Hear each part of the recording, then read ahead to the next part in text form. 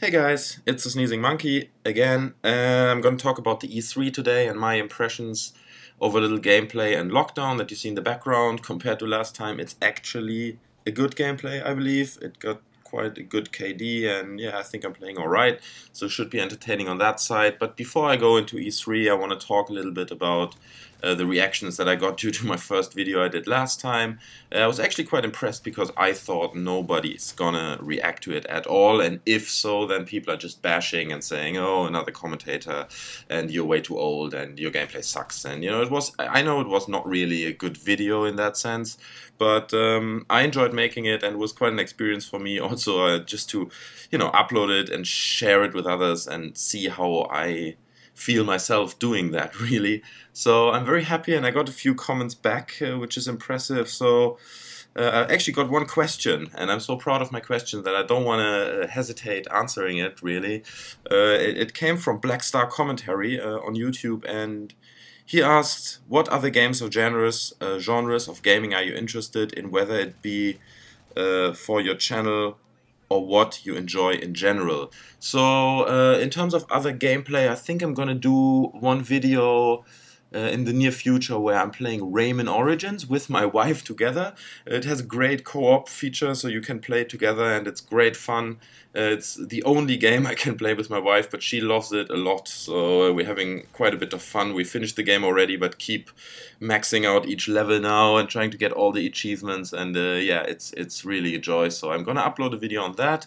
Besides that, I think I, played every genre, and I enjoy every genre quite a bit. I played adventure games, strategic games, I like indie games. Obviously, as you can see, I'm playing Modern Warfare, so I'm quite into shooters. I started off with Doom many years ago, and since then, really kind of played every shooter that I could get my hands on, really. So, whatever is fun for me, I'm gonna share it with you guys. And yeah, I think you can look forward to my Rayman Origins video soon. And yeah, thanks for the comments and thanks for the positive feedback, everyone. Now coming to the E3 this year, it just closed its doors. It was quite an event. I really felt that the buzz was quite amazing this year. Everything on the internet seemed to be about E3, and there were so many announcements and so many, even, way beyond the press conference, small publishers introducing their new games and showing gameplay. So it's really hard to kind of suck it all in and make sense of it. So yeah, first of all, I think it was great to see that there was not so much Kinect going on this year and Move.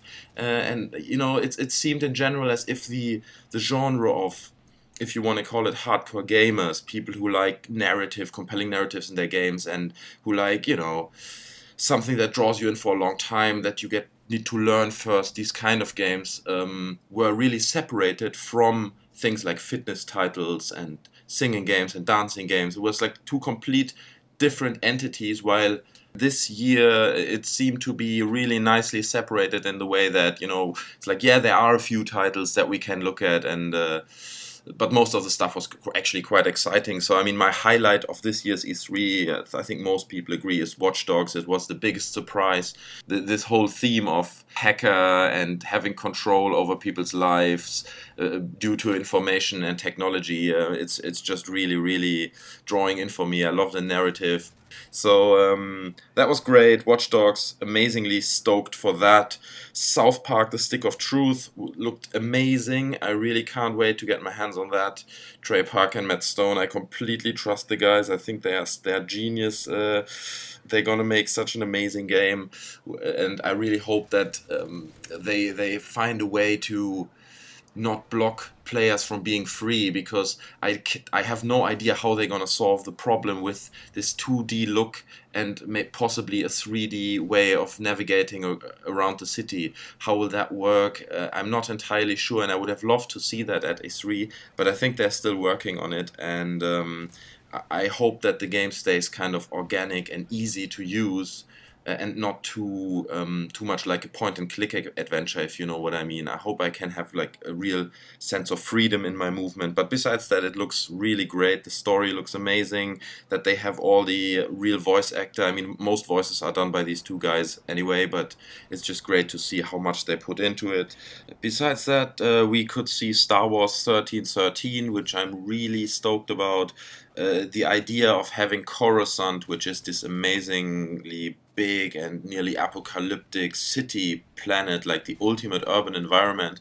And in the movies you always just see it from the top, you see the surface of it, which is still quite nice, but I think the deeper you dive into the intestines of Coruscant, you can find all kinds of dark stories, and it gets darker the deeper you get, basically. So I really hope that I can explore that in Star Wars 1313, and that it stays true to what it promises to deliver, which is a real dark experience about a bounty hunter. So I can't wait to get my hands on that as well. The Nintendo conference was ridiculous, I have to say. Nintendo Land is like the biggest fail for me on this whole thing, but it wouldn't be the first time that Nintendo comes back and surprises you actually with something that they make work where you never would have thought that it might work. So anyway, let's see how it goes in the next months. Maybe I'm going to do another video because there are still loads of titles that I want to talk about. Thanks guys for watching, and I'm out. See you next time. Bye bye.